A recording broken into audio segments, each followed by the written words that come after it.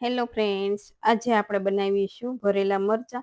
આ મરચાં જો તમે એકવાર બનાવી લીધા તો શાકની પણ જરૂર નહીં પડે, એટલા ટેસ્ટી એવા બને છે. અને આ મરચાં તમે રોટલા, રોટલી કે ભાખરી સાથે સર્વ કરી શકો છો. તો ચાલો બનાવીએ. તો તેના માટે મેં આ રીતે ભાવનગરી 7 થી 8 મરચાં લીધા છે. પણ જો તમારે આમાં મોળા મરચાંની વેરાયટી કોઈ પણ આવે તે પણ તમે લઈ શકો છો. અને હવે આ રીતે આપણે વચ્ચેથી મરચાંને સ્લીટ કરી તેની નસો અને બિયાનો ભાગ છે અલગ કરી દઈશું. અને આ મરચાં બિલકુલ તીખા નથી આવતા. જો તમારે નસો અને બિયાનો ભાગ અલગ ન કરવો હોય તો પણ એમ પણ કરી શકાય. તો હવે ઘણા લોકો અલગ કરે છે, ઘણા નથી કરતા.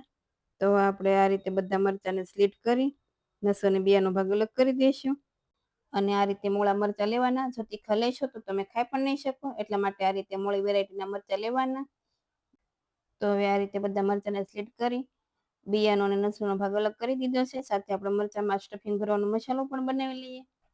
તો તેના માટે પેનમાં 2 સ્પૂન સિંગના દાણા એડ કરી ગેસની ફ્લેમ સ્લો રાખી 2 થી 3 મિનિટ જેવું શેકીશું. અને જો તમારી પાસે ખારી સિંગ હોય તો પણ તે પણ લઈ શકાય. તો તેને એક પ્લેટમાં એડ કરી દઈશું.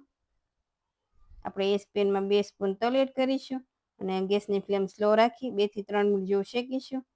એટલે તલ પણ સારા એવા શેકાઈ જશે. અને આ બંને વસ્તુ શેકવામાં ગેસની ફ્લેમ સ્લો જ રાખવાની છે. સાથે આપણે એ પેનમાં ચણાના લોટને પણ શેકી લઈશું. તો અડધો કપ જેટલો ચણાનો લોટ લીધો છે અને 1 સ્પૂન જેવું તેલ એડ કરીશું. ગેસની ફ્લેમ સ્લો રાખી આપણે તેને શેકી લઈશું. અને જો તમારે આ રેસીપીમાં ચણાનો લોટ શેકવો ના હોય અને જો તમારી પાસે ગાંઠિયા હોય તો તમે તેનો પાવડર બનાવીને પણ એડ કરી શકો છો. તો હવે 3 થી 4 મિનિટ જેવું થઈ ગયું છે અને લોટ શેકાવાની સ્મેલ પણ સારી એવી આવે છે. અને થોડો આછો બદામી જેવો પણ કલર થઈ ગયો છે. તો ગેસની ફ્લેમ બંધ કરીશું. સાથે આપણે જે સિંગના દાણાને શેકીને રાખ્યા હતા તેની મેં ફોતરી અલગ કરી દીધી છે. તે મિક્સર જારમાં એડ કરીશું. અને શેકીને તળ રાખ્યા હતા તે પણ એડ કરી દઈએ. સાથે અડધી સ્પૂન વરિયાળી એડ કરીશું. અને આનો સાવ ફાઇન પાવડર નહીં કરીએ, થોડો જ કચરો રહે એ રીતે પાવડર બનાવીશું. અને શિંગદાણા તલ થોડા ઠંડા થઈ ગયા પછી જ મેં એનો પાવડર બનાવ્યો છે. તો હવે શેકેલા ચણાના લોટને એક પ્લેટમાં એડ કરી તેમાં તલ અને શીંગના દાણાને જે આપણે પાવડર બનાવ્યો હતો તે એડ કરી દઈએ. અને સાથે મેં આદુ મરચીની પેસ્ટ લીધી છે તે એડ કરીશું. અને આપણે મરચાં સાવ મોળા લીધા છે એટલા માટે મેં આદુ મરચાંની પેસ્ટ એડ કરી છે. અને આના લીધે મરચાંનો સ્વાદ ખૂબ જ સારો એવો આવે છે. અને સાથે અડધી સ્પૂન હળદર પાવડર, 1 સ્પૂન ધાણા જીરું પાવડર, સ્વાદ પ્રમાણે નમક એડ કરીશું. અને 1 ટુકડો ગોળનો એડ કરીશું.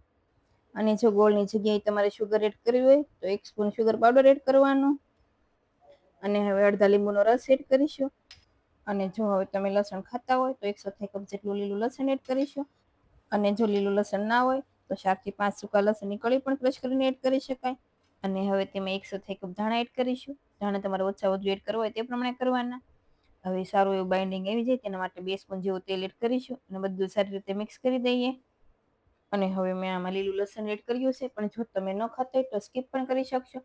તો પણ એકદમ ટેસ્ટી એવા જ બને છે. કેમ કે મરચાં મોળા હોય એટલે આપણે મસાલા વધારે પડતા એડ કર્યા છે. અને આ મસાલાના લીધેથી મરચાં છે એકદમ ટેસ્ટી એવા બનશે.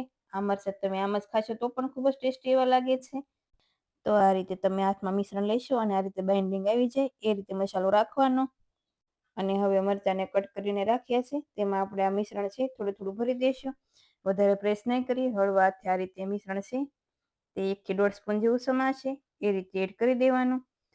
અને આ મરચાં છે તે સાવ મોળા છે એટલે આપણે મસાલો બનાવ્યો ત્યારે મેં ક્રશ કરેલા મરચાં એડ કર્યા છે. પણ જો તમારા મરચાં તીખા હોય તો તમે સ્કીપ પણ કરી શકો છો. તો હવે આપણે આ જ રીતે બધા મરચાંને સ્ટફ કરી દેવાના છે. અને આ મરચાં ખાવામાં એટલા ટેસ્ટી લાગે છે, ના પૂછો વાત. જો તમે આ રીતે ક્યારેય ન ટ્રાય કર્યો તો એકવાર જરૂરથી ટ્રાય કરજો. તો હવે આ સ્ટફિંગ છે આવી રીતે આપણે બધા મરચાંમાં ભરી દીધું. હવે ગેસની ફ્લેમ મીડિયમ રાખી તેમાં 2 સ્પૂન તેલ એડ કરીશું. અને તેલ ગરમ થાય એટલે તેમાં અડધી સ્પૂન રાઈ એડ કરીશું. રાઈ થોડી તડતડવા લાગે એટલે તેમાં આપણે 1 પિંચ હિંગ એડ કરીશું. અને સાથે આપણે તેમાં મરચાં એડ કરી દઈએ. આ રીતે મરચાં એડ કરતા જઈશું અને જેટલા સમય એ રીતે પેનમાં એડ કરી દેવાના. તો હવે આ રીતે મરચાં એડ કરી આપણે તેના ઉપર ઢાંકણ બંધ કરીશું અને ગેસની ફ્લેમ સાવ સ્લો રાખીશું. અને 2 મિનિટ જેવું થવા દેવાનું. અને 2 મિનિટ જેવું થાય એટલે આપણે તેને ચેક કરી લેવાનું. તો હવે 2 મિનિટ જેવું થઈ ગયું છે. ઢાંકણ ખોલીને આપણે જોઈ લઈએ તો મરચાં છે તેની સાઈડ આ રીતે પલટાવી દઈશું. અને જો ગેસની ફ્લેમ આ રીતે સ્લો હશે તો મરચાં છે એ બિલકુલ બળશે નહીં, અને જો હાઈ હશે તો એક સાઈડથી મરચાં છે તે બળી જશે. એટલા માટે ગેસની ફ્લેમ સ્લો રાખીને જ મરચાંને આપણે તળવાના છે. તો હવે આ રીતે બધી સાઈડ છે તેની ચેન્જ થઈ ગઈ છે. તો હવે ફરી તેનું ઢાંકણ બંધ કરી 2 થી 3 મિનિટ જેવું થવા દઈશું. એટલે મરચાં છે એ બંને સાઈડથી સારા એવા કૂક થઈ જશે. અને વચ્ચે એકાદ વાર આ રીતે ચલાવતા જવાનું.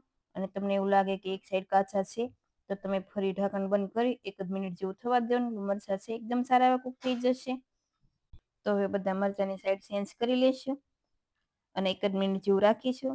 અને મરચાં પણ સારા એવા કૂક થઈ ગયા છે. તો આપણે ગેસની ફ્લેમ બંધ કરી તેના પર આપણે લીલા ધાણા એડ કરીશું. અને આ સમયે તમારે મરચાંના ભાગનું થોડું મીઠું એડ કરવું હોય તો પણ કરી શકાય, પણ મેં મસાલો બનાવ્યો હતો ત્યારે જ એડ કરી દીધું હતું, એટલે અત્યારે હું એડ નથી કરતી. તો હવે ધાણા એડ કરી મરચાંને હળવાથી આ રીતે મિક્સ કરી દઈએ. અને હવે ગેસની ફ્લેમ બંધ કરીશું. અને આ મરચાંને સતળાતા 8 થી 10 મિનિટ જેવો સમય લાગ્યો છે. પણ જો વધારે જાડી સ્કીનના મરચાં હોય તો 1-2 મિનિટ વધારે પણ લાગે. તો આ મરચાં તમે રોટલી, રોટલા, ભાખરી કે પરાઠા કે થેપલા સાથે પણ સર્વ કરી શકો છો. અને જો આ રીતે એકવાર મરચાં તમે બનાવી લીધા તો શાકની પણ જરૂર નહીં પડે. આ મરચાં તમે ફરસાણ સાથે પણ સર્વ કરી શકો છો. એટલા ટેસ્ટી એવા બને છે. તો તમે આવી રીતે ક્યારેય ન ટ્રાય કર્યા તો એકવાર ભરેલા મરચાંની રેસીપી જરૂરથી ટ્રાય કરજો અને મને કમેન્ટમાં કહેજો કે તમને આ રેસીપી કેવી લાગી. અને જો રેસીપી ગમી હોય તો વિડીયોને લાઇક કરજો, શેર કરજો અને મારી ચેનલને સબસ્ક્રાઈબ કરજો. અને આવી જ નવી રેસીપીઓ જોવા માટે બેલ આઇકન પ્રેસ કરજો. Thank you for watching.